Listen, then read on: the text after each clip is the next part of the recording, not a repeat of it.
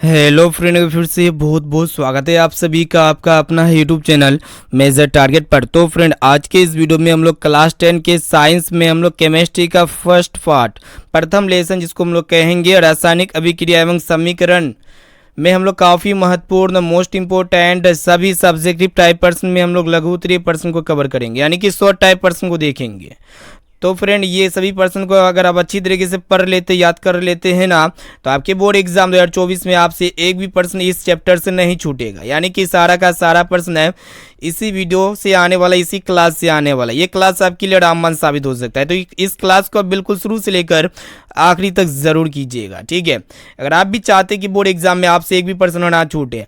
और दोस्तों, इस क्लास में जितने भी क्वेश्चंस को हम कराएंगे सभी क्वेश्चंस आपके एग्जाम के लिए लल्लन टॉप क्वेश्चंस है, जो कि बोर्ड एग्जाम में 100% पूछे ही जाएंगे, ठीक है। और दोस्तों, यहाँ पे डेली अब क्लास चलेगी, तो क्लास का टाइम को नोट कर लीजिएगा। यहाँ पे दोपहर में 1 बजे दोपहर में डेली क्लास चलेगी, उसके बाद यहाँ पे शाम 7 बजे डेली क्लास चलेगी, और यहाँ पे सुबह में 6 बजे डेली क्लास चलेगी, ठीक है। तो ये सभी क्लास को आपको रेगुलर करते हुए जाना है। और दोस्तों, जो भी क्लास चलेगी ना, तो इसका पीडीएफ हम बिल्कुल फ्री ऑफ कॉस्ट देंगे अपने वेबसाइट पे। तो पीडीएफ वगैरह कैसे डाउनलोड करना है, तो क्लास को पहले आप बिल्कुल शुरू से लेकर आखिरी तक जरूर कीजिए, हम आपको स्टेप बाय स्टेप सारा कुछ बताएंगे, ठीक है। तो फ्रेंड, फटाफट से क्लास को लाइक कर दीजिएगा, और दोस्तों चैनल पर नए हैं ना, तो प्लीज़ दोस्तों फटाफट से चैनल को सब्सक्राइब कर लीजिएगा, साथ में बगल में नोटिफिकेशन बेल आइकन को प्रेस करके ऑल पर जरूर सेलेक्ट कर लीजिएगा। और दोस्तों, जो भी विद्यार्थी अभी तक हमारे व्हाट्सएप ग्रुप में नहीं जुड़े हैं, तो फटाफट से मेरा व्हाट्सएप नंबर को नोट कर सकते हैं। मेरा व्हाट्सएप नंबर है 6206076569। इस नंबर को सिंपली आप सेव कीजिए।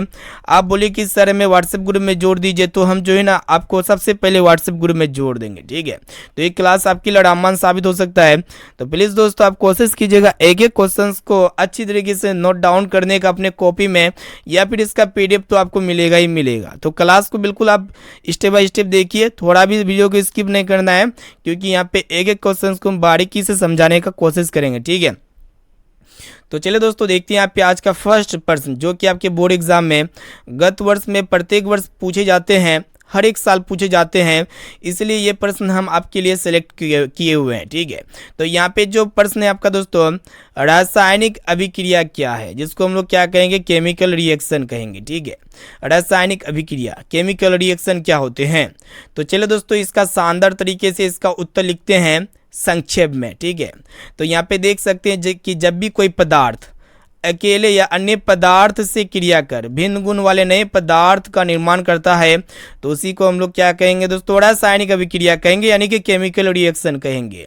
यानी कि जब भी कोई मैटर, जब भी कोई सब्सटेंसेस अकेले या फिर अन्य पदार्थ से संयोग करके, क्रिया करके, रिएक्ट करके नए पदार्थ का निर्माण करता है, नए गुण वाले पदार्थ का निर्माण करता है, तो वह प्रक्रिया, वह प्रोसेस क्या कहलाती है, रासायनिक अभिक्रिया कहलाती है। तो काफ़ी सिंपल है। जल जो होते हैं ना दोस्तों, जल जो पानी होते हैं, वो किस किस का बना होता है, तो देखिएगा यहाँ पे ऑक्सीजन नामक गैस और हाइड्रोजन नामक गैस, ये दोनों आपस में प्रतिक्रिया करके किसका निर्माण करते हैं, जल का निर्माण करते हैं, ठीक है। तो जल नामक द्रव का निर्माण करते हैं। ऑक्सीजन नामक गैस और हाइड्रोजन नामक गैस, ये दोनों प्रतिक्रिया करके किसका निर्माण करते हैं, जल का निर्माण करते हैं। तो यही क्या है दोस्तों, रासायनिक अभिक्रिया है। और भी काफ़ी सारे उदाहरण देख सकते हैं रासायनिक अभिक्रिया के, जैसे कि भोजन का पकना, यानी कि जब हम भोजन को पकाते हैं तो इस दौरान भी रासायनिक अभिक्रिया होती है, ठीक है। और यहाँ पे श्वसन, यानी कि सांस का लेना और सांस का छोड़ना, ये किसके अंतर्गत आती है दोस्तों, रासायनिक अभिक्रिया के अंतर्गत आते हैं। और यहाँ पे दूध से जब दही बनती है ना, तो ये भी रासायनिक अभिक्रिया के उदाहरण है, ठीक है। और भी काफ़ी सारे उदाहरण हो सकते हैं, जैसे कि जब हम लोग मैग्नीशियम रिबन को वायु में जलाते हैं तो मैग्नीशियम ऑक्साइड बनता है, ठीक है। तो ये भी किसका उदाहरण है, रासायनिक अभिक्रिया का उदाहरण है, ठीक है। तो ये सभी उदाहरण को आप अच्छी तरीके से याद कर लीजिए। तो रासायनिक अभिक्रिया क्या होता है, काफ़ी सिंपल डेफिनेशन है कि जब भी कोई पदार्थ अकेले या अन्य पदार्थ से क्रिया करके भिन्न गुण वाले नए पदार्थ का निर्माण करती है, तो वह प्रक्रिया क्या कहलाती है, रासायनिक अभिक्रिया कहलाती है, ठीक है।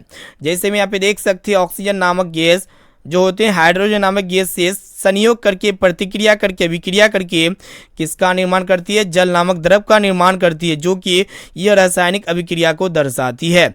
और रासायनिक अभिक्रिया के काफ़ी सारे उदाहरण हैं जो हम अभी अभी आपको बताए। ठीक है, चलिए बढ़ चलते हैं नेक्स्ट क्वेश्चन की तरफ।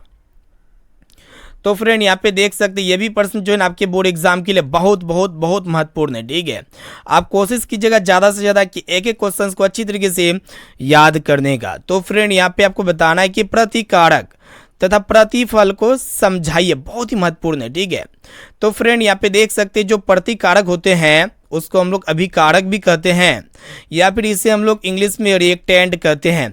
तो प्रतिकारक या फिर अभिकारक या फिर रिएक्टेंट क्या होते हैं, काफ़ी सिंपल है। तो यहाँ पे जो रासायनिक अभिक्रिया देख सकते हैं, ये हाइड्रोजन है और ये ऑक्सीजन है, ये दोनों आपस में संयोग करके जल बनाता है। ठीक है, तो यहाँ पे एरो का चिन्ह देख सकते हैं आप दोस्तों, एरो के चिन्ह के बायां तरफ ये आपका क्या हो गया दोस्तों, बायां तरफ हो गया। ठीक है, और दोस्तों एरो के चिन्ह के दाहिना तरफ ये आपका क्या हो गया, दाहिना तरफ। तो यहाँ पे बायां तरफ में जो देख सकते हैं इसमें कौन कौन सा एलिमेंट है, हाइड्रोजन है और ऑक्सीजन है। ये दोनों जो है ना दोस्तों क्या है, प्रतिकारक है। ये दोनों क्या है, प्रतिकारक है। कहने का अर्थ है कि जो रासायनिक अभिक्रिया में भाग लेते हैं, हिस्सा लेते हैं, तो उसी को हम लोग प्रतिकारक कहते हैं या फिर अभिकारक कहते हैं। ठीक है, किसी भी रासायनिक समीकरण में इसे हम लोग तीर निशान के बायो लिखा होता है। ठीक है, तो यहाँ पे देख सकते हैं ये एरो का चिन्ह यहाँ पे होना चाहिए, एरो का चिन्ह यहाँ पे नीचे में हो गया है। ठीक है, तो कोई बात नहीं है। तो यहाँ पे हाइड्रोजन और ऑक्सीजन ये दोनों रिएक्ट करके जल नामक द्रव का निर्माण करती है। ठीक है, तो यहाँ पे हाइड्रोजन और ये ऑक्सीजन ये बायां तरफ है ना, यानी कि एरो का चिन्ह का बायां तरफ है। ठीक है, तो ये जो है ना दोस्तों ये दोनों क्या है, प्रतिकारक या फिर अभिकारक है, या फिर जिसको हम लोग रिएक्टेंट कहेंगे। कहने का अर्थ है कि ऐसे पदार्थ जो रासायनिक अभिक्रिया में क्या लेते हैं, हिस्सा लेते हैं, तो उसी को हम लोग प्रतिकारक या फिर अभिकारक कहेंगे। किसी भी रासायनिक समीकरण में इसे क्या करेंगे दोस्तों, तीर निशान के बाईं ओर लिखेंगे। ठीक है, यहाँ पे देख सकते हैं दिए गए समीकरण में हाइड्रोजन और ऑक्सीजन ये दोनों क्या है, प्रतिकारक है। ठीक है, हम आपको अभी भी बताएं ये जो एरो का चिन्ह है इसके बाएं तरफ हाइड्रोजन और ये ऑक्सीजन ये दोनों क्या है दोस्तों, प्रतिकारक या फिर अभिकारक। ठीक है, इसका जस्ट उल्टा होता है, ऑपोजिट होता है प्रतिफल या फिर उत्पाद, जिसको हम लोग क्या कहेंगे, प्रोडक्ट कहेंगे। ठीक है, प्रोडक्ट। तो फ्रेंड प्रोडक्ट क्या होते हैं, प्रतिफल क्या होते हैं कि ऐसे पदार्थ जो रासायनिक अभिक्रिया के फलस्वरूप बनते हैं। ठीक है, ऐसे पदार्थ जो रासायनिक अभिक्रिया के फलस्वरूप बनते हैं, तो उसी को हम लोग क्या कहेंगे दोस्तों, प्रतिफल कहेंगे। क्या कहेंगे, प्रतिफल। और दोस्तों किसी भी रासायनिक समीकरण में इसे तीर निशान के दाईं ओर लिखा जाता है। इसे हम लोग बायां तरफ लिखते थे, तो इसको हम लोग क्या कहेंगे दोस्तों, क्या करेंगे, दाहिना तरफ लिखेंगे। ठीक है, एरो निशान के दाहिना तरफ लिखा जाता है। ठीक है, प्रतिफल को या फिर उत्पाद को। तो देख सकते हैं दिए गए समीकरण में ये जो हाइड्रोजन डाइऑक्साइड है ना, यानी कि H2O है, ये एक प्रकार का क्या है दोस्तों, प्रतिफल है, यानी कि प्रोडक्ट है। उम्मीद करते हैं आपको अच्छी तरीके से समझ में आ चुका होगा। चलिए देखते हैं यहाँ पे नेक्स्ट क्वेश्चन। तो फ्रेंड यहाँ पे देख सकते हैं ये भी प्रश्न आपके बोर्ड एग्जाम के लिए मोस्ट इंपोर्टेंट है। ठीक है, इसको भी आप अच्छी तरीके से याद कर लीजिएगा। तो यहाँ पे देख सकते हैं कि रासायनिक समीकरण क्या है। ठीक है, जिसको हम लोग क्या कहेंगे, केमिकल इक्वेशन कहेंगे। उदाहरण भी देना है। ठीक है, तो चलिए दोस्तों फटाफट से इसका शानदार तरीके से इसका परिभाषा लिख लेते हैं। तो यहाँ पे देख सकते हैं कि किसी भी रासायनिक अभिक्रिया में भाग लेने वाले पदार्थों को संकेत एवं सूत्र की सहायता से उस अभिक्रिया का संक्षिप्त निरूपण रासायनिक समीकरण कहलाता है। ठीक है, तो रासायनिक समीकरण कहेंगे किसको, किसी भी रासायनिक अभिक्रिया में भाग लेने वाले पदार्थों का संकेत एवं सूत्र की सहायता से उस अभिक्रिया का संक्षिप्त निरूपण रासायनिक समीकरण कहलाता है। तो देख सकते हैं ये जो मतलब मैग्नीशियम को हम लोग किसके द्वारा दिखाएंगे, Mg के द्वारा दिखाएंगे, ऑक्सीजन को O2 के द्वारा दिखाएंगे, और यहाँ पे मैग्नीशियम ऑक्साइड को MgO के द्वारा दिखाएंगे। ये जो आपको देखने को मिल रहा है ना दोस्तों, ये क्या है, रासायनिक समीकरण है। ठीक है, रासायनिक समीकरण में क्या होते हैं, जो भी पदार्थ भाग लेने वाले होते हैं, यानी कि भाग लेने वाले जो भी पदार्थ होते हैं उसको सूत्र या फिर संकेत की सहायता से दिखाना ही उसको क्या कहेंगे दोस्तों, रासायनिक समीकरण कहेंगे। ठीक है, रासायनिक समीकरण किसको कहेंगे, कोई भी केमिकल रिएक्शन में जो भी पदार्थ भाग लेने वाले होते हैं उसको सूत्र एवं संकेत की सहायता से उस अभिक्रिया का संक्षिप्त निरूपण, शॉर्ट में डिनोट करना, शॉर्ट में दर्शाना, उसी को हम लोग क्या कहेंगे, रासायनिक समीकरण कहेंगे। जैसे कि आप देख सकते हैं कि मैग्नीशियम रिबन का ऑक्सीजन में दहन कर मैग्नीशियम ऑक्साइड बनना। ठीक है, तो यहाँ पे देख सकते हैं दोस्तों मैग्नीशियम रिबन, ये मैग्नीशियम रिबन हो गया, ये ऑक्सीजन में दहन करके क्या बनाते हैं दोस्तों, मैग्नीशियम ऑक्साइड बनाते हैं, जो कि MgO बनाते हैं। तो यह किसका उदाहरण है, रासायनिक समीकरण का उदाहरण। ठीक है, इसको हम लोग magnesium ribbon plus oxygen tense to magnesium oxide लिख करके नहीं लिखे हैं, इसका संक्षिप्त निरूपण लिखे हैं संकेत और सूत्र के रूप में। ठीक है, जो कि Mg + O2 tense to MgO के रूप में लिखे हैं। ठीक है, और एक चीज़ जैसे कि यहाँ पे देख सकते हैं S यहाँ पे लिखा हुआ है और यहाँ पे G और यहाँ पे S, ये क्या चीज़ होते हैं, तो फ्रेंड ये जो होते हैं ना, ये पदार्थों की अवस्था को दिखाता है, यानी कि पदार्थ की अवस्था यानी कि स्टेट को दर्शाता है। जैसे कि मैग्नीशियम एक सॉलिड होते हैं, O2 जो गैस होते हैं, गैस को हम लोग घी के द्वारा दिखाते हैं।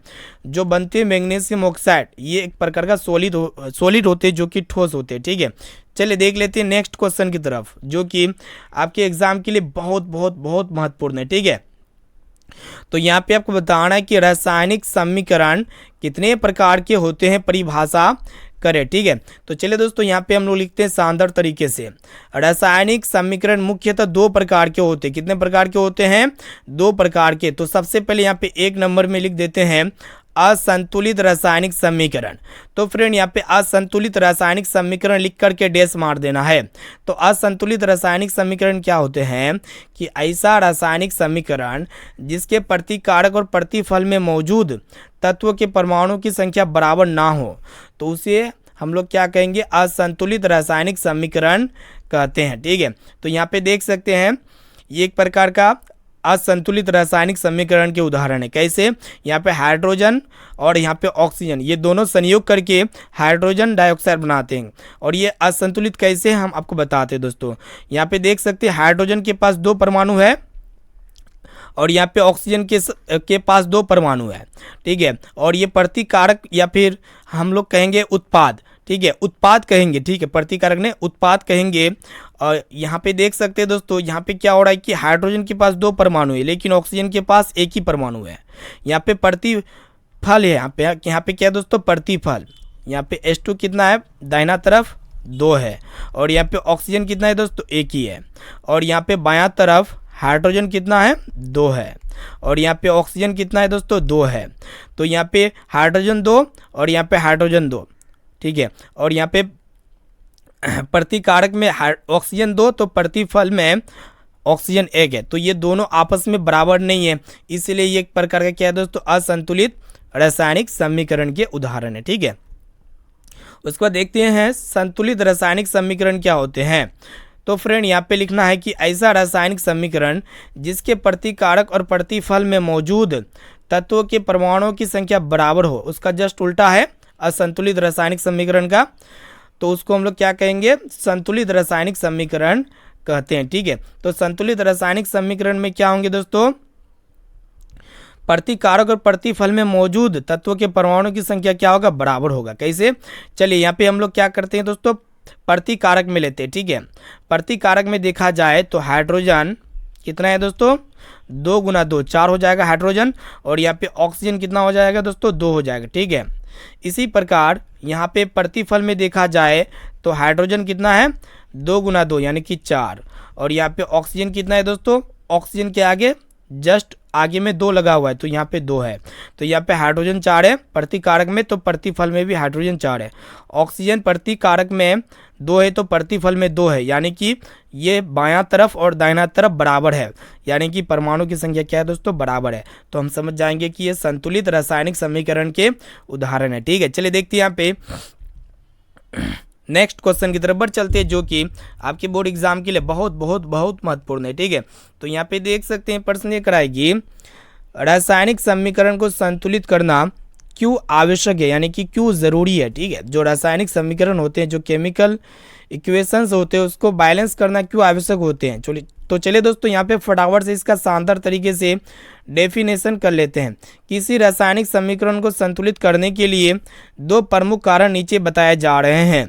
तो सबसे पहला जो कारण है दोस्तों वो क्या है कि किसी भी प्रतिकारक का कितना द्रव्यमान प्रतिक्रिया करके प्रतिफल का निर्माण, यहाँ पे देख सकते हैं कि किसी भी प्रतिकारक का कितना द्रव्यमान प्रतिक्रिया करके प्रतिफल का कितना द्रव्यमान बनाएगा, इसकी सही जानकारी के लिए। ठीक है, यहाँ पे देखिएगा जो भी प्रतिकारक होते हैं उसका कितना द्रव्यमान प्रतिक्रिया करके प्रतिफल का कितना द्रव्यमान बनाएगा, इसकी सही जानकारी के लिए हम लोग क्या करते हैं दोस्तों, रासायनिक समीकरण को संतुलित करते हैं। ठीक है, और यहाँ पे देखिएगा दोस्तों दूसरा, द्रव्यमान संरक्षण का सिद्धांत के पालन के लिए। ठीक है, द्रव्यमान संरक्षण के सिद्धांत के पालन के लिए हम लोग रासायनिक समीकरण को संतुलित करते हैं, यानी कि ये दो कारणों से संतुलित करते हैं। ये प्रश्न आपके बोर्ड एग्जाम के लिए बहुत महत्वपूर्ण है। ठीक है, मोस्ट इंपॉर्टेंट प्रश्न है, बहुत ही VVI यहाँ पे सब्जेक्टिव टाइप प्रश्न है, तो इसको आप अच्छी तरीके से याद कर लीजिएगा। चलिए देखते हैं यहाँ पे नेक्स्ट क्वेश्चन की तरफ बढ़ चलते हैं। तो फ्रेंड यहाँ पे देखिएगा प्रश्न ये कराएगी, यहाँ पे ध्यान से देखिएगा कि रासायनिक अभिक्रिया के प्रकार, यानी कि रासायनिक अभिक्रिया के कितने प्रकार होते हैं। ठीक है, तो फ्रेंड यहाँ पे देख सकते हैं रासायनिक अभिक्रिया के प्रकार होते हैं संयोजन अभिक्रिया, वियोजन अभिक्रिया, फिर यहाँ पे देख सकते हैं विस्थापन अभिक्रिया, और यहाँ पे द्विविस्थापन अभिक्रिया भी होते हैं, उपचयन, अपचयन, उपचयन, जिसको हम लोग रेडॉक्स अभिक्रिया भी कहते हैं, दोनों को मिला करके। तो ये काफ़ी सारे प्रकार होते हैं, तो बारी बारी से हम सभी प्रकार को यहाँ पे क्या करेंगे दोस्तों, देखेंगे, समझेंगे। ठीक है, चलिए देखते हैं। सबसे पहले संयोजन अभिक्रिया क्या होती है, काफ़ी महत्वपूर्ण है बोर्ड एग्जाम के लिए। ठीक है, तो फ्रेंड यहाँ पे संयोजन अभिक्रिया क्या होते हैं बोर्ड एग्जाम के लिए बहुत बहुत महत्वपूर्ण है। ठीक है, तो यहाँ पे क्या हो रहा है दोस्तों, इन अभिक्रिया में दो या दो से अधिक अभिकारक मिलकर एक उत्पाद बनाते हैं। संयोजन अभिक्रिया में क्या होते हैं कि इन अभिक्रिया में दो या दो से अधिक अभिकारक मिलकर क्या बनाते हैं, सिर्फ एक ही को उत्पाद बनाता है, तो उसी को हम लोग क्या कहेंगे, संयोजन अभिक्रिया कहेंगे। तो यहाँ पे देख सकते हैं कोयला का दहन जब होता है, यानी कि कोयला ऑक्सीजन की उपस्थिति में जलता है तो कार्बन डाइऑक्साइड गैस का निर्माण होता है। तो यहाँ पे क्या हो रहा है दोस्तों, यहाँ पे दो अभिकारक है, एक कार्बन है एक ऑक्सीजन है, ये दोनों अभिकारक मिलकर के एक ही को प्रोडक्ट बनाता है। ठीक है, सिर्फ क्या बनाता है दोस्तों, कार्बन डाइऑक्साइड गैस का निर्माण करता है। कार्बन को जब हम लोग ऑक्सीजन की उपस्थिति में जलाते हैं तो ये किसका निर्माण करता है दोस्तों, कार्बन डाइऑक्साइड गैस का निर्माण करता है। तो इसको आप शॉर्टकट ट्रिक से याद भी कर सकते हैं, यानी कि A+B, यानी कि जब दो या दो से अधिक अभिकारक मिल करके सिर्फ केवल एक ही उत्पाद बनाता है तो उसको हम लोग क्या कहेंगे दोस्तों, संयोजन अभिक्रिया कहेंगे। ठीक है, चलिए उम्मीद करते हैं आपको अच्छी तरीके से समझ में आ चुका होगा। चलिए देख लेते हैं यहाँ पे नेक्स्ट क्वेश्चन की तरफ, जो कि बहुत ही महत्वपूर्ण है भी प्रश्न आपके बोर्ड एग्जाम के लिए। ठीक है, तो यहाँ पे वियोजन अभिक्रिया को देख लेते हैं, संयोजन को देख लिए, वियोजन उसका जस्ट उल्टा होता है। वियोजन अभिक्रिया क्या होते हैं कि एक अभिकारक टूटकर दो या दो से अधिक उत्पाद में बदल जाते हैं तो उसी को हम लोग वियोजन अभिक्रिया कहते हैं। वियोजन अभिक्रिया में क्या होते हैं कि दो या दो से अधिक उत्पाद में बदल जाते हैं। ठीक है, दो या दो से मतलब एक अभिकारक टूट करके दो या दो से अधिक उत्पाद में बदल जाते हैं तो उसी को हम लोग वियोजन अभिक्रिया के नाम से जानते हैं। तो फ्रेंड यहाँ पे देख सकते हैं एक ही को अभिकारक है, ये टूट करके दो या दो से अधिक उत्पाद में बदल जाते हैं। कहने का अर्थ है कि कैल्शियम यहाँ पे CaCO3, ठीक है, कैल्शियम कार्बोनेट, ये किस में टूटता है दोस्तों, कैल्शियम ऑक्साइड और कार्बन डाइऑक्साइड गैस में बदल जाते हैं। ठीक है, यहाँ पे CaCO3 एक ही को क्या है दोस्तों, अभिकारक या फिर प्रतिकारक है। ठीक है, ये टूट करके दो या दो से अधिक क्या बनाते हैं, प्रोडक्ट बनाते हैं। इसको आप सिंपल तरीके से याद कर सकते हैं। ये एक ही को क्या होते हैं दोस्तों, प्रतिकारक या फिर अभिकारक होते हैं। ये टूट करके A+B यानी कि दो या दो से अधिक क्या बनाते हैं, उत्पाद बनाते हैं। तो इसी को हम लोग क्या कहेंगे दोस्तों, वियोजन अभिक्रिया कहेंगे। ठीक है, वियोजन अभिक्रिया के उदाहरण को समझ लिए और इसके प्रकार को देख लेते हैं दोस्तों, क्या क्या होते हैं। उसमें वियोजन होते हैं, विद्युत वियोजन होते हैं और प्रकाशीय वियोजन होते हैं। बारी बारी से तीनों को देख लेते हैं फटाफट से। ठीक है, चलिए सबसे पहले यहाँ पे हम लोग क्या देखेंगे दोस्तों, उसमें वियोजन क्या होती है आखिर। ठीक है, उसमें वियोजन काफ़ी सिंपल है, अभिकारक का उष्मा यानी कि गर्मी के द्वारा किया गया वियोजन को ही हम लोग क्या कहेंगे दोस्तों, उसमें वियोजन कहते हैं। ठीक है, यानी कि यहाँ पे CaCO3 ये इसमें ये क्या होगा दोस्तों, ऊष्मा के द्वारा यानी कि गर्मी के द्वारा ये वियोजित होगा, टूटेगा, ठीक है।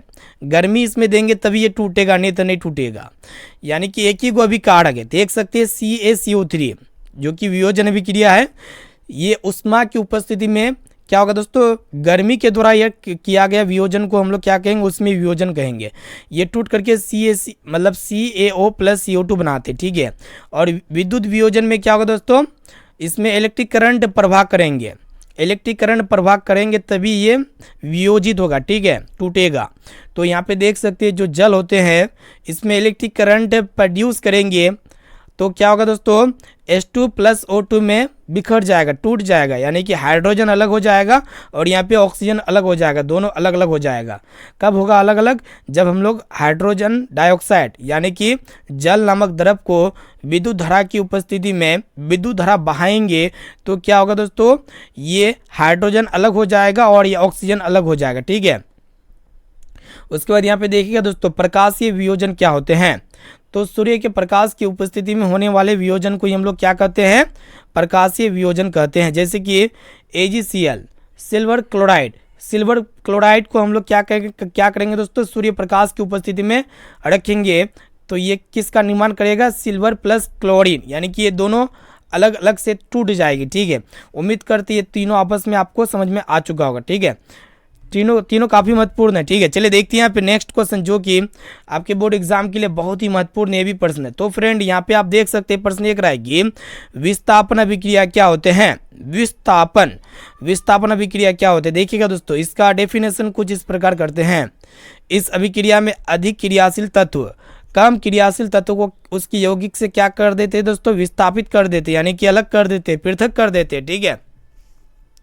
विस्थापन अभिक्रिया में क्या होते हैं, जो अधिक क्रियाशील तत्व होते हैं वो कम क्रियाशील तत्व को क्या कर देते हैं दोस्तों, उसकी यौगिक से विस्थापित कर देते हैं, तो उसी को हम लोग विस्थापन अभिक्रिया कहेंगे। देख सकते हैं यहाँ पे लोहा है, ये कॉपर सल्फेट से संयोग करके लोहा सल्फेट और कॉपर का निर्माण करती है, ठीक है। तो यहाँ पे क्या हो रहा है दोस्तों, इसमें ये लोहा जो है ना दोस्तों ये अधिक अभिक्रियाशील है, ठीक है, अधिक क्रियाशील तत्व है, और ये कॉपर जो है ना दोस्तों कम क्रियाशील तत्व है। हम जानते हैं जो अधिक क्रियाशील तत्व होते हैं वो कम क्रियाशील तत्व को उसकी यौगिक से विस्थापित कर देते हैं, यानी कि यहाँ पे कॉपर सल्फेट से यहाँ पे कॉपर जो है ना दोस्तों, लोहा कॉपर को विस्थापित कर दिया, ठीक है, लोहा जो है कॉपर को पूरा अलग कर दिया, ठीक है, इसलिए इसको हम लोग विस्थापन अभिक्रिया कहेंगे। कहने का अर्थ है जो अधिक ताकतवर आदमी होता है ना वो कम ताकतवर आदमी को हरा देता है, ठीक है, यानी कि अधिक ताकतवर आदमी कम ताकतवर आदमी को हरा देता है, वही होता है विस्थापन अभिक्रिया में। यानी कि ये जो लोहा है ना दोस्तों ये शक्तिशाली क्या एलिमेंट है, और ये कॉपर जो है कम शक्तिशाली एलिमेंट है, ठीक है। और यहाँ पे कॉपर सल्फेट यानी कि लोहा जो है कॉपर को क्या कर दिया दोस्तों, हटा देता है, और यहाँ पे लोहा सल्फेट अपने जगह ले लेता है, कॉपर को विस्थापित कर देता है, कॉपर को अलग कर देता है, ठीक है। तो यहाँ पे देख सकते हैं यहाँ पे लोहा जो है ना अधिक क्रियाशील तत्व है, इसको आप ट्रिक से भी याद कर सकते हैं, A plus BC tends to AC plus B, जो कि यहाँ पे लिखा हुआ है, ठीक है, वही चीज़ यहाँ पे हो रहा है, ठीक है। यहाँ पे A क्या है दोस्तों, अधिक क्रियाशील है, ठीक है। उम्मीद करते हैं ये भी आपको समझ में आ चुका होगा। चलिए देखते हैं यहाँ पे नेक्स्ट क्वेश्चन की तरफ बढ़ चलते हैं जो कि आपके एग्जाम के लिए बहुत ही महत्वपूर्ण है। यहाँ पे आपको बताना है कि द्विविस्थापन अभिक्रिया क्या होते हैं। तो हम लोग विस्थापन अभिक्रिया में पढ़े, विस्थापन अभिक्रिया में सिर्फ और सिर्फ एक ही बार क्या होता था दोस्तों, एक ही बार क्या होता था, विस्थापन होता था, ठीक है। लेकिन जो द्विविस्थापन अभिक्रिया है इसमें 2 बार विस्थापन होगा, द्वि का मतलब होता है 2, इस अभिक्रिया में 2 बार विस्थापन होते हैं, इसलिए इसको हम लोग क्या कहते हैं दोस्तों, द्विविस्थापन अभिक्रिया कहते हैं, या फिर इसको दूसरी तरीके से भी याद कर सकते हैं। इन अभिक्रिया में उत्पादों का निर्माण 2 यौगिकों के आयन मतलब 2 यौगिकों के बीच आयनों के आदान प्रदान से होता है, ठीक है। यानी कि इन अभिक्रियाओं में उत्पादों का जो निर्माण होता है ना 2 यौगिकों के बीच आयनों के आदान प्रदान से होता है, ठीक है। तो यहाँ पे देख सकते हैं दोस्तों Na2SO4 plus BaCl2 tense to BaSO4 plus 2NaCl। तो यहाँ पे क्या हो रहा है कि 2 बार विस्थापन होगा। 2 बार कैसे विस्थापन होगा दोस्तों, यहाँ पे देखिएगा, यहाँ पे Na2SO4 है ना, तो यहाँ पे क्या होगा दोस्तों, ये यहाँ पे हो जाएगा BaSO4 हो जाएगा, ठीक है। यानी कि यहाँ पे किसको विस्थापित कर देती है, Na2 को विस्थापित कर देती है, ठीक है। इनकी जगह Ba आ जाती है, यानी कि बेरियम आ जाती है। और यहाँ पे क्या था दोस्तों, BaCl2 था ना, BaCl2 जो है ना विस्थापित होकर के क्या हो जाती है, NaCl हो जाती है, ठीक है। चलिए यहाँ पे 2 बार विस्थापन होगा, इस ट्रिक से भी आप याद कर सकते हैं, Am + Bn tends to An + Bm, ठीक है। यहाँ पे Am ये आपका A हो गया दोस्तों, ये आपका क्या हो गया, A हो गया, और यहाँ पे आपका ये M हो गया, ये आपका A हो गया और ये आपका M हो गया, ठीक है। इसको याद कर लीजिएगा अच्छी तरीके से। और आपका B हो गया, ये N हो गया, ठीक है। ये आपका क्या हो गया, B हो गया और N हो गया, और आपका ये A हो गया और यहाँ पे N हो गया, फिर आपका B हो गया और M हो गया। अब देखिए मैच कीजिए तो होता है कि नहीं होता है। यहाँ पे देखिएगा दोस्तों, A और M, A यहाँ पे सबसे पहले A वाला देखिए, A वाला यहाँ पे क्या B है, ठीक है। सॉरी, ये वाला ट्रिक भी कहीं कहीं अप्लाई होगा, ठीक है, कहीं कहीं नहीं होगा, लेकिन इसको अच्छी तरीके से याद कर लीजिएगा। इसमें द्विविस्थापन अभिक्रिया में क्या होता है कि द्विविस्थापन अभिक्रिया में क्या होता है कि आयनों का आदान प्रदान होता है, ठीक है। और इसमें दो बार क्या होता है दोस्तों, 2 बार क्या होते हैं, विस्थापित होती है, ठीक है, विस्थापन होता है 2 बार। चलिए देख लेते हैं नेक्स्ट क्वेश्चन की तरफ, इसको याद कर लीजिएगा। चलिए यहाँ पे देखिएगा दोस्तों, ये 5 नंबर प्रश्न आपके बोर्ड एग्जाम के लिए बहुत ही महत्वपूर्ण है। यहाँ पे देखिएगा प्रश्न ये करा है कि अपचयन और उपचयन, इसको हम लोग क्या कहते हैं, रेडॉक्स अभिक्रिया कहते हैं, ये क्या होते हैं। तो सबसे पहले हम लोग समझेंगे कि उपचयन अभिक्रिया क्या होते हैं। उपचयन पदार्थों में ऑक्सीजन में वृद्धि होना या हाइड्रोजन का ह्रास होना। उपचयन जो अभिक्रिया होते हैं, इसमें क्या होते हैं दोस्तों, पदार्थों में ऑक्सीजन में वृद्धि होता है और हाइड्रोजन का ह्रास होता है, यानी कि कमी होता है, ठीक है।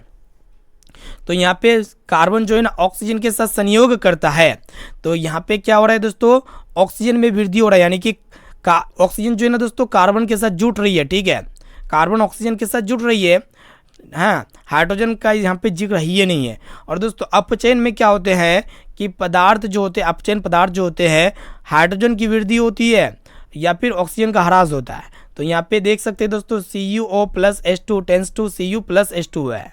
तो यहाँ पे क्या हो रहा है कि हाइड्रोजन की वृद्धि होगी। तो यहाँ पे हाइड्रोजन जो है ना दोस्तों ऑक्सीजन के साथ मौजूद है, या तो हाइड्रोजन की वृद्धि हुआ है ना, और यहाँ पे ऑक्सीजन का क्या होता है दोस्तों, ह्रास होता है, यानी कि ऑक्सीजन यहाँ से हट जाती है, ठीक है, कॉपर से ऑक्सीजन यहाँ पे हट जाती है। चलिए देख लेते हैं यहाँ पे नेक्स्ट क्वेश्चन की तरफ। यहाँ पे देख सकते हैं दोस्तों, संक्षारण क्या होते हैं, काफ़ी महत्वपूर्ण है बोर्ड एग्जाम के लिए, कि जब भी कोई धातु आर्द्रता, वायु, पानी, अम्ल आदि के संपर्क में आता है तब धातु संक्षारण हो जाती है। यानी कि संक्षारण क्या होता है दोस्तों, जब भी कोई मेटल आर्द्रता, वायु, पानी, अम्ल आदि के संपर्क में आएगा ना, तो धातु क्या होती है, संक्षारित हो जाती है, यानी कि जंग लग जाती है उसमें। संक्षारण का मतलब क्या होता है दोस्तों, जंग लगना, ठीक है। जंग कैसे लगेगा, जब धातु वायु के संपर्क में जाएगा, नमी वाला वायु के संपर्क में, पानी के संपर्क में जाएगा, अम्ल के संपर्क में जाएगा, तो उसमें क्या होगा दोस्तों, जंग लगने लगेगा, ठीक है, संक्षारित होने लगेगी। तो यहाँ पे देख सकते हैं कि लोहा में जंग लगना, चांदी पर काली परत जमना, तांबे पर हरी परत जमना, ये किसके उदाहरण है, संक्षारण के सभी उदाहरण है, ठीक है। चलिए देख लेते हैं नेक्स्ट क्वेश्चन की तरफ, जो कि आपके बोर्ड एग्जाम के लिए बहुत ही महत्वपूर्ण है, ठीक है, बोर्ड एग्जाम में पूछे जाएंगे। तो यहाँ पे प्रश्न ये करा है कि विकृत गंधिता क्या होते हैं। देखिएगा इसका उत्तर कुछ इस प्रकार लिखना है कि वसायुक्त और तेलीय खाद्य सामग्री वायु के संपर्क में आने पर उपचयित हो जाती है। यानी कि जो भी वसायुक्त और तेलीय खाद्य सामग्री होती है, यानी कि तेल वाला पदार्थ होती है, वो वायु के संपर्क में जैसे ही जाएगा ना, तो वो क्या हो जाती है दोस्तों, उपचयित हो जाती है, जिसके कारण स्वाद और गंध में परिवर्तन होने लगता है, ठीक है। इसीलिए इसको हम लोग क्या कहेंगे दोस्तों, विकृत गंधिता कहेंगे, ठीक है। चलिए देख लेते हैं नेक्स्ट क्वेश्चन की तरफ, जो कि बोर्ड एग्जाम के लिए बहुत ही महत्वपूर्ण है, ठीक है। यहाँ पे हम लोग देखेंगे दोस्तों कि ऊष्माक्षेपी अभिक्रिया क्या होते हैं और ऊष्माशोषी अभिक्रिया क्या होती है। दोनों प्रश्न आपके लिए मोस्ट इंपॉर्टेंट है। तो फ्रेंड, ऊष्माक्षेपी अभिक्रिया में क्या होते हैं कि जिन अभिक्रिया में उत्पाद के निर्माण के साथ साथ ऊष्मा का भी उत्सर्जन होता है, तो उसको हम लोग क्या कहेंगे, ऊष्माक्षेपी अभिक्रिया कहेंगे, ठीक है। तो यहाँ पे देख सकते हैं CH4, जिसको हम लोग मीथेन कहेंगे, यह ऑक्सीजन के साथ संयोग करके कार्बन डाइऑक्साइड गैस प्लस जल नामक द्रव का निर्माण करता है, और इनके साथ साथ ऊष्मा भी निकलती है, ठीक है। तो इसीलिए किसका उदाहरण है दोस्तों, ऊष्माक्षेपी अभिक्रिया का उदाहरण है, ठीक है। और दोस्तों ऊष्माशोषी अभिक्रिया में क्या होते हैं कि जिन अभिक्रिया में अभिकारक को तोड़ने के लिए उष्मा, प्रकाश या फिर विद्युत ऊर्जा की आवश्यकता होती है, तो उसको हम लोग क्या कहेंगे, उष्माशोषी अभिक्रिया कहेंगे। वियोजन अभिक्रिया के तरह होता है उष्माशोषी अभिक्रिया, ठीक है। तो यहाँ पे देख सकते हैं कैल्शियम कार्बोनेट जो है ना, ये टूट करके कैल्शियम ऑक्साइड प्लस CO2 बनाते हैं, ठीक है, यानी कि कार्बन डाइऑक्साइड गैस बनाते हैं। तो ये क्या हो गया दोस्तों, इसको तोड़ने के लिए किसकी आवश्यकता पड़ी, उष्मा की आवश्यकता पड़ी, प्रकाश की या फिर विद्युत ऊर्जा की आवश्यकता पड़ी, ठीक है। चलिए देख लेते हैं नेक्स्ट क्वेश्चन की तरफ, जो कि आपके बोर्ड एग्जाम के लिए बहुत ही महत्वपूर्ण है, ठीक है। यहाँ पे देखिएगा दोस्तों, प्रश्न एक रहा है कि लोहे की वस्तुओं को हम पेंट क्यों करते हैं, बोर्ड एग्जाम के लिए बहुत ही महत्वपूर्ण है, ठीक है।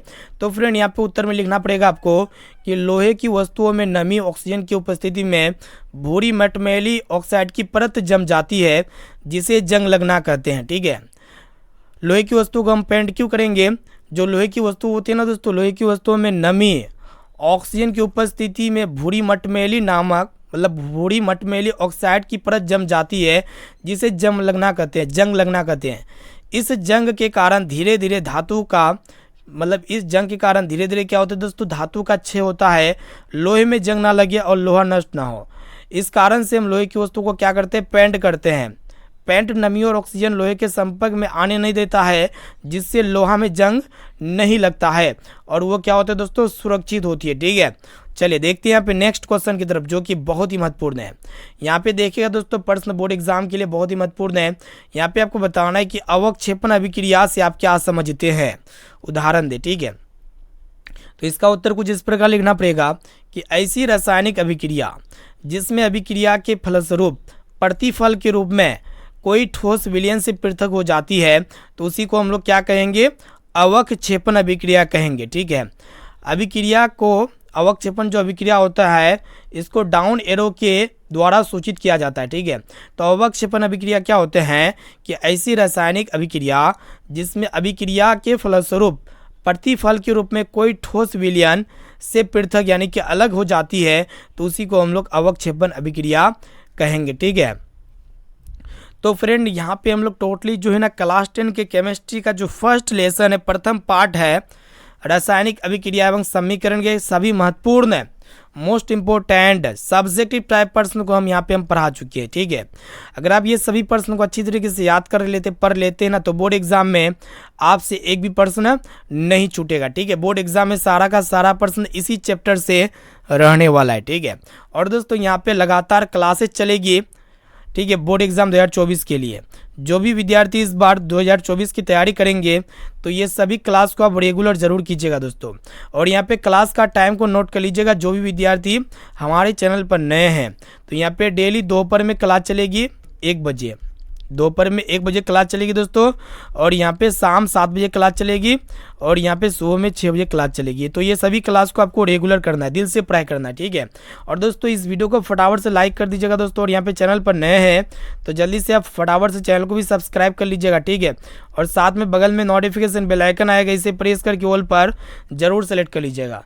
और दोस्तों हम आपको बताएंगे कि इसका PDF कैसे डाउनलोड कर सकते हैं। इससे पहले हम लोग क्लास 10 के फिजिक्स का 2 चैप्टर तक पढ़ा चुके हैं, प्रकाश का परावर्तन और प्रकाश का अपवर्तन, ठीक है। उसका PDF हम अपने वेबसाइट पर डाल चुके हैं, इसका भी PDF हम अपने वेबसाइट पर डाल देंगे। तो इसके लिए आपको नोटिफिकेशन कैसे मिलेगा, आपको जानकारी कैसे प्राप्त होगा कि वेबसाइट पर PDF अपलोड हुआ है कि नहीं हुआ है, तो इनके लिए जो है ना दोस्तों, सबसे पहले आपको हमारे व्हाट्सएप ग्रुप में जुड़ना अति आवश्यक है। जो मेरा व्हाट्सएप नंबर है 6206076569, इस नंबर को सेव कीजिए। आप बोले कि सर मैं व्हाट्सएप ग्रुप में जोड़ दीजिए, तो हम जो है ना सिंपली कुछ नहीं करेंगे, आपको व्हाट्सएप ग्रुप में जोड़ देंगे, ठीक है। तो व्हाट्सएप नंबर को नोट कीजिए और फटाफट से आप हेलो कीजिए, ठीक है। आप व्हाट्सएप ग्रुप में जुड़ जाइएगा। और दोस्तों PDF या फिर ऑनलाइन टेस्ट कैसे दिया जाता है, बहुत सारे विद्यार्थी ऑनलाइन टेस्ट नहीं देते हैं, तो चलिए दोस्तों हम ऑनलाइन टेस्ट देने के लिए हम आपको बताते हैं।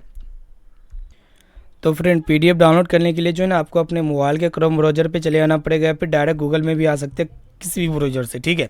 तो यहाँ पे सिंपली आपको सर्च करना होगा सर्च बार में measuretargets.com, ठीक है। तो यहाँ पे स्पेलिंग को ध्यानपूर्वक देखना है दोस्तों, measuretargets.com लिखना है, ठीक है। क्या लिखना है, measuretargets.com। तो फ्रेंड जैसे ही यहाँ पे measuretargets.com लिखते हैं ना, 1 मिनट यहाँ पे इंटरनेट कनेक्शन को ऑन कर लेते हैं। तो फ्रेंड जैसे यहाँ पे आप सर्च कीजिएगा ना, तो इस तरह का कुछ इंटरफेस आने वाला है, ठीक है। तो देख सकते हैं, तो सिंपली आपको क्या करना है, मैट्रिक एग्जाम 2024 इसमें आपको क्लिक कर देना है। तो जैसे आप इसमें क्लिक कर देते हैं ना, तो ऑनलाइन टेस्ट कैसे दिया जाता है वो आपको सबसे पहले हम बताएंगे। तो ऑनलाइन टेस्ट देने के लिए यहाँ पे सिंपली ऑनलाइन टेस्ट का बटन दिखेगा, इस बटन पे आपको क्लिक कर देना है, ठीक है। 1 मिनट दोस्तों, यहाँ पे नहीं दिख रहा है, दिखेगा, जी हाँ, यहाँ पे देख सकते हैं ऑनलाइन टेस्ट। तो यहाँ पे ऑनलाइन टेस्ट के बटन पे जैसे क्लिक कीजिएगा ना, तो इस तरह का विज्ञापन आएगा, तो इसको एक बार खोल लेना है, ठीक है। इसको खोलने के बाद 1 से 2 सेकेंड वेट करना है, फिर 4 सेकेंड 5 सेकेंड वेट करना है, कुछ मोमेंट यहाँ पे रुकना है आपको, ठीक है। उसके बाद फिर यहाँ पे क्या होना है दोस्तों, बैक आ जाना है। फिर यहाँ पे आपको सिंपली ऑनलाइन टेस्ट के बटन पे क्लिक कर देना है, ठीक है। तो जैसे आप ऑनलाइन टेस्ट के बटन पे क्लिक कर देते हैं, तो यहाँ पे क्लास 10 का सभी सब्जेक्ट का यहाँ पे डेली धमाकेदार ऑनलाइन टेस्ट चलती है। तो सिंपली आपको क्या करना है दोस्तों, क्लास 10 साइंस ऑनलाइन टेस्ट के बटन पे आपको क्लिक कर देना है आज का ऑनलाइन टेस्ट देने के लिए। उसके बाद नीचे स्क्रॉल डाउन करना है, तो देख सकते हैं यहाँ पे ऑनलाइन धमाकेदार टेस्ट साइंस का है, ठीक है, विज्ञान। तो सिंपली यहाँ पे नीचे स्क्रॉल डाउन करना है, यहाँ पे देख सकते हैं दोस्तों क्लास 10 साइंस ऑनलाइन टेस्ट 2024। तो सिंपली यहाँ पे स्टार्ट के बटन पे क्लिक करके आज का ऑनलाइन टेस्ट को ज़रूर दे दीजिएगा दोस्तों। और यहाँ पे डेली आपसे क्लास चलेगी, ठीक है। क्लास का टाइम को हम बता दिए, दोपहर में 1 बजे, शाम में 7 बजे और सुबह में 6 बजे क्लास चलेगी, ठीक है। तो फिर मिलते हैं यहाँ पे दोस्तों नेक्स्ट क्लास में। दोस्तों आज के लिए इतना ही, थैंक यू।